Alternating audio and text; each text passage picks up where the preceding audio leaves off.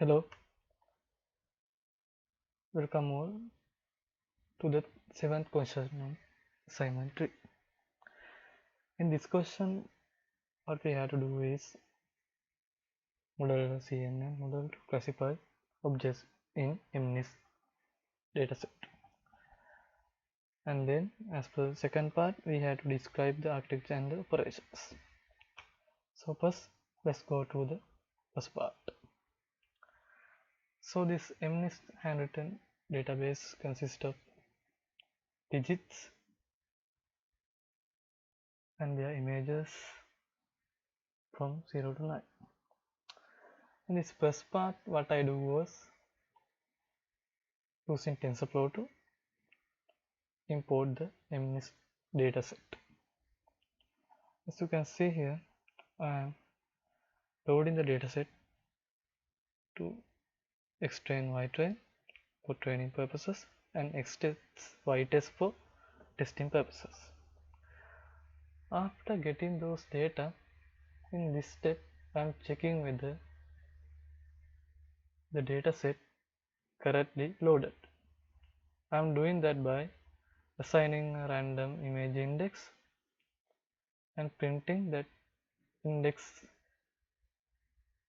from the ytrain, that is 8, and showing that using imshow in the PLT library. I'm showing this image as a gray image. The next step, I am checking the shape of my training dataset.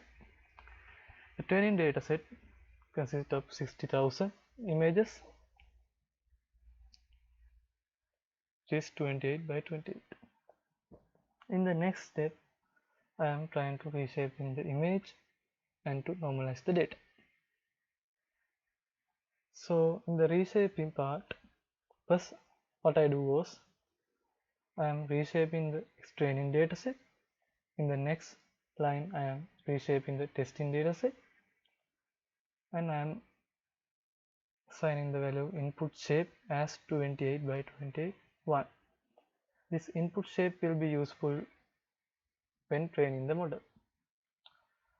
And here I am making sure that the values in xtrain and xtest are plot, so that in normalizing part, when I am dividing, that won't be a problem, since I have floating numbers now. Here I am normalizing the training and testing data by dividing it by 255, and I am printing the xtrain shape and the number of images, that is 60,000, and number of images in the test dataset, that is 10,000. The next step, I am loading the TensorBoard. This TensorBoard will be useful to visualize the model performance. Again, in the next steps, I am importing date and time, TensorBoard from TensorBoard Keras callbacks, and also HP from TensorBoard plugin experiments. In this cell, I am training my model. Until it gets trained, we will go to the steps in my algorithm. And here I am importing sequential from TensorFlow Keras models. The next step, I am importing dense con 2D dropout pattern and max pole in 2D from TensorFlow Keras layers. As you can see, here I am specifying a path log split and attaching the current date and time to save the TensorBoard data. If we see here, we can see that the model's visualizing data will be saved in this folder. So I am giving a name for this model. Since I am using two convolution layers, 120 dense layer and 0 for dropout and Adam optimization, I name it as 128 dense 0.4 dropout Adam optimizer. In the next, I am modeling my architecture. I am initializing my model by sequential function. Then I am adding my first convolution layer. This convolution layer consists of 32 filters and kernel size of pi by pi.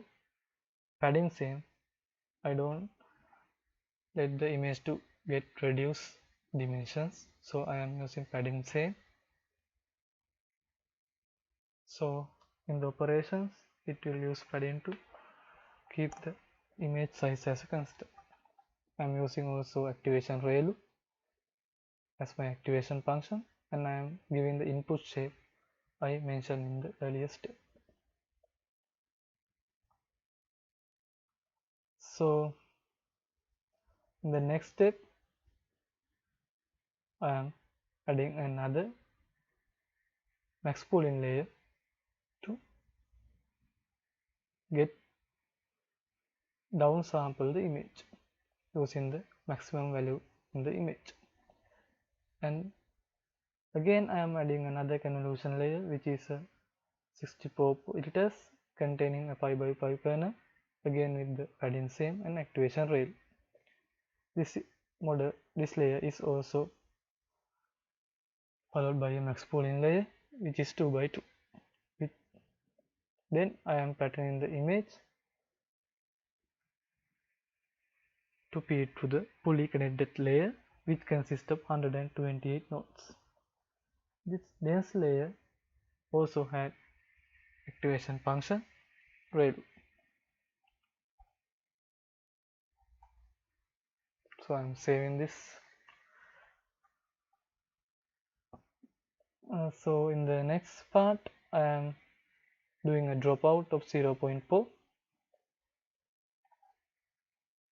which will deactivate some nodes in the fully connected layer so that this model will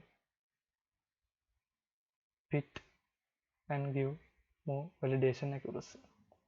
The last layer, I am doing adding 10 nodes to with softmax activation function.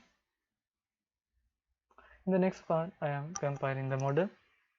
Here I am using the Adam optimizer and sparse categorical cost entropy function along with accuracy metrics. Here I use Adam because neural networks use Adam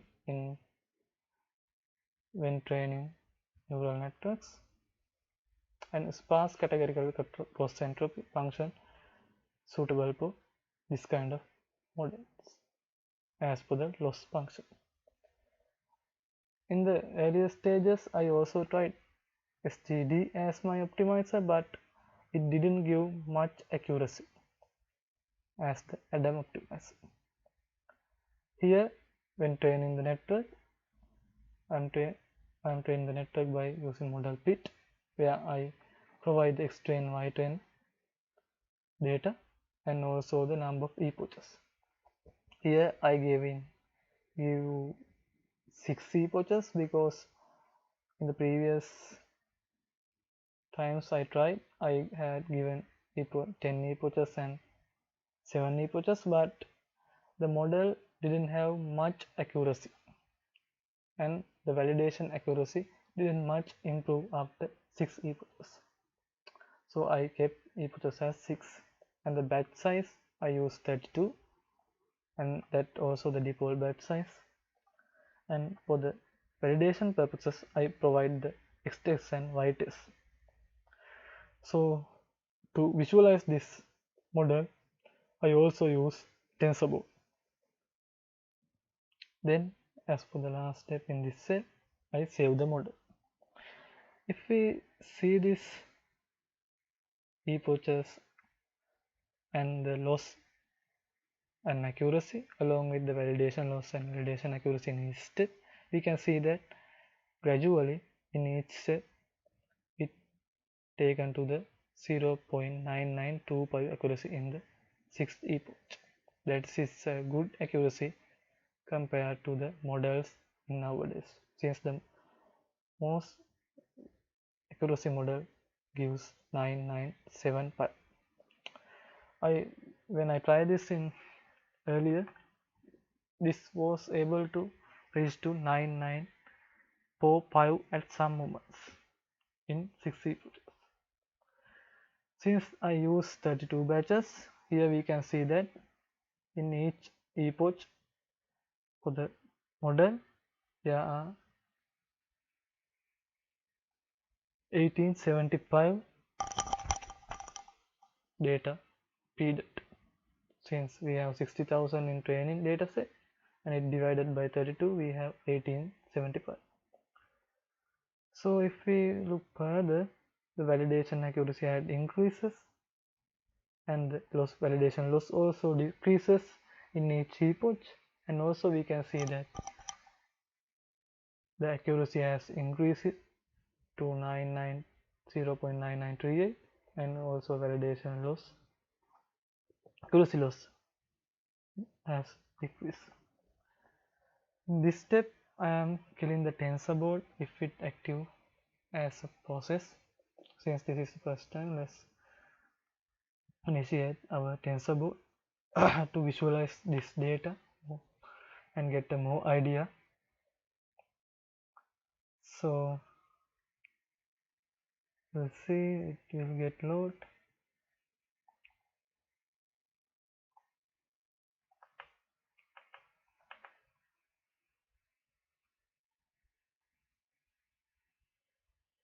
This tensor board helps to visualize these kind of models and give us a good understanding.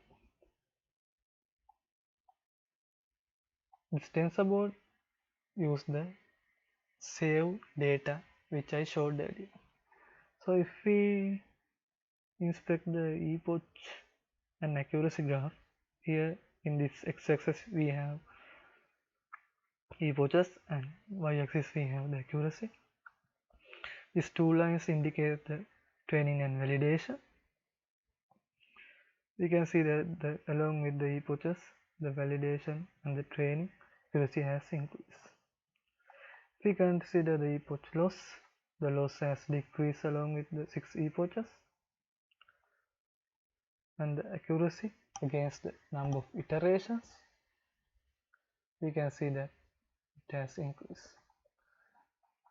As for the last graph, we have evaluation loss against iteration. You can see that it is decrease up to 0.0255%. So if we go to the model summary,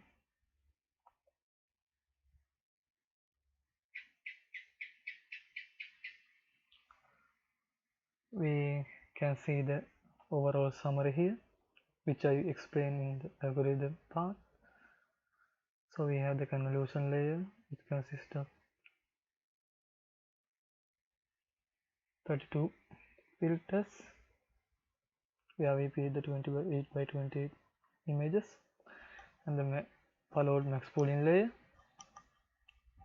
which reduce the size 14 by 40, and another convolution layer which has 64 filters, which followed by another max pooling layer, and then I had patterning, the dense layer, which consists of 128 nodes, and the dropout, and the final dense layer of 10 nodes, which classify the images 0 to 9.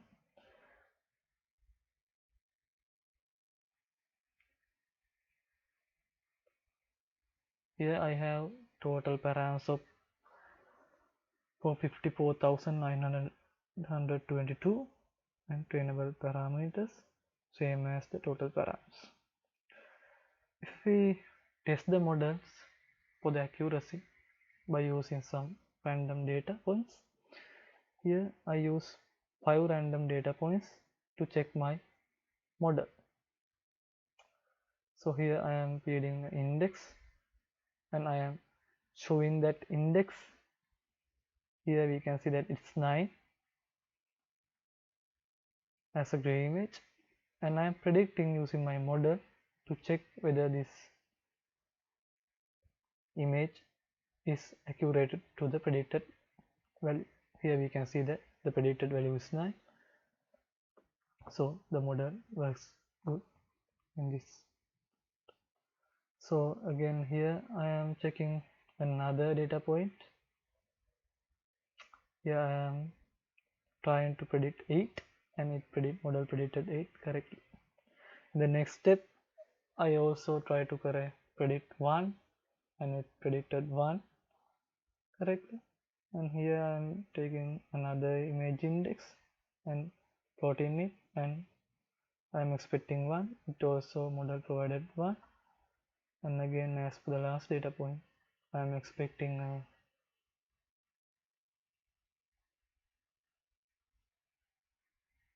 number by giving image index 9999.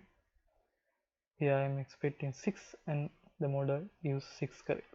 So we can see that the model performed well with the defined architecture, and it provided a good training accuracy and well as a validation accuracy. As for the next part of this question, I described the architecture and decisions and operation I took. If we recapture the architecture, the final model architecture I have shown above, it consists a good accuracy, and this model has the first convolution layer with 32 features and pi by pi kernel size along with activation rail. It's followed by a max operation of 2 by 2, then another convolution layer of 64 feature maps, pi by pi kernel size along with padding same and activation rail, and it also followed by a max pool layer. Then I had patterned the image and feed it to the fully connected layer and did the 0.4 dropout, and finally use the softmap layer for classification. If we look at the operations and decision I took, I did convolution operation. The convolution term refers to the mathematical combination of two functions to produce a third function. It merges set of information. In this model, I had uses several filters along with kernels to produce a feature map. So this convolution helps to abstract features from the images and map it to a feature map. So the training helps to tune the weights in this filter matrix. Then I had performed a max pool operation. This operation has the main objective to downsample the images by reducing the dimensionality by keeping the max value in the activated features. And as I shown in the algorithm, I had used the activation function. Specifically, I had used ReLU and softmax functions, even though here I have shown several functions we can use. Here you can see that sigmoid, tan, ReLU, leaky ReLU, max out, and edge. Since I had used ReLU, I had added the description about it. So this rectifier linear activation is the default activation when developing multi-layer perceptron and convolution neural networks. You can see this in similar approaches. That's why I use ReLU. This had some special feature and advantages over the other activation functions. If we see here in this image, ReLU activated after for the positive values, and for the negative values it get deactivated. The firing happens for the positive values. and in practice, prelude converges 6 times faster than the turn and sigmoid activation function. I have got this from after doing some research. So as for the last layer, I had used softmax. Softmax is a special activation function. It maps out output to 0-1 range, but also maps each output in such a way that total sum is 1. So this acts a probability distribution where each classification gives a total of 1. The softmax function is often used in final layer of neural networks based classifiers. If we talk about some other operation, I had used padding. Specifically, I had used same as padding operation. The padding is generally used to add columns and rows of zeros to keep the spatial size constant after convolution. Doing this might improve performance as it retains the information borders. In here, I didn't allow to reduce the image size, so I had used same. This same will add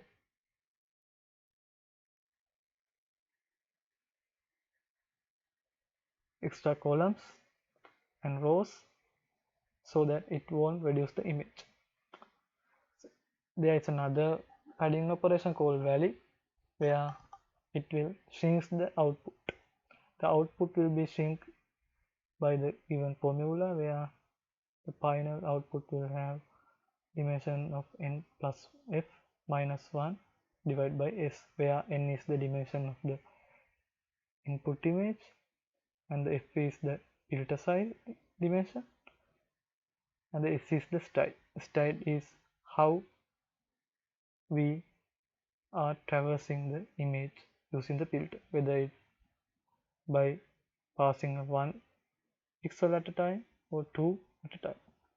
And another operation I had used is the dropout. This dropout is a regulation technique to avoid overfitting. I had explained this in the algorithm part 2. This helps to increase the generalization power. This method randomly deactivates certain proportion of neural units in each according to the set probability parameter. So it will help to generalize this in a moment. And I have also considered about the number of epochs. I have explained this also in the algorithm. Since the number of epochs matters, I have first tried it for the 10 epochs and then I reduced it to 7 and finally I kept it at 6 because after 6 there won't much affect in the validation accuracy. And loss function, validation loss function, it tend to move around 2-3 values and doesn't decrease much. So for the optimizer, I had used Adam. This Adam optimizer helps to tune weights and minimize the loss function. As for the loss function, I had used sparse categorical entropy. This use when labels are mutually exclusive of each other. That is when each sample will belong only to one class. When number of classes are very large, this is the go-to option. So I had used sparse categorical entropy loss function. As for the batch size, I used the default batch size, which is 32. I didn't use other batch sizes and test it, but we could have improved the accuracy a little bit by changing the batch size too. So key takeaways from this question, this model, is that when training this, I have also used the stochastic gradient descent optimizer. That didn't give a much accuracy since this model give around 0.993 and around that much, but to get to that using the SGD I had to train it for more than 10 epochs. So the Adam optimizer performs well compared to the SGD. Another finding was that when number of epochs larger than 6, model validation accuracy and validation loss will not affect much. I have mentioned this in several times in this video. So after tweaking above hyperparameters, as I mentioned above. I had the good accuracy, but this can be more improved. We can use data augmentation. I didn't use any augmentation, I only use pre-processing. We can tune the learning rate. We can try different batch size as I mentioned before, and we can use graph search and the hparams option in TensorBoard to try different combinations and tune parameters more to get good and get a good accuracy. So this is the overall question explanation. So thank you.